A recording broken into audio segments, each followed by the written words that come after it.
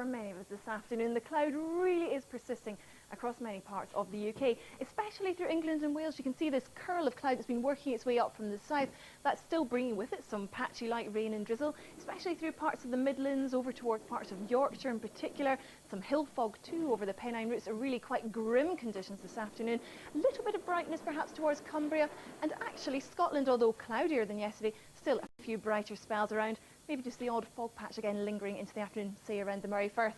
Quite cloudy skies for Northern Ireland, but mostly dry, maybe the odd brighter spell. Western Wales, a few brighter breaks, but further east you have that thicker cloud and the chance of seeing some light rain and drizzle.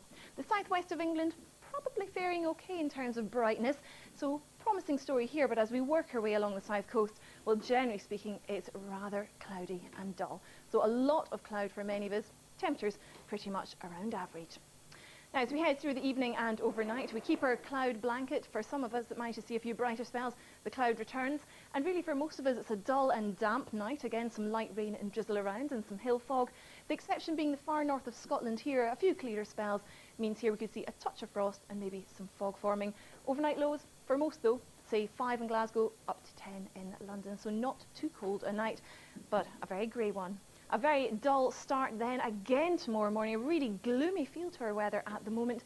Not much brightness. The best chance of that will be western fringes of England and Wales, and perhaps northwest Scotland, the Highlands, seeing the best of the sunshine. Further east though, more in the way of persistent cloud and light rain and drizzle. Quite a grim, colder feel to the weather across eastern Scotland, eastern England, despite highs of up to 12 degrees.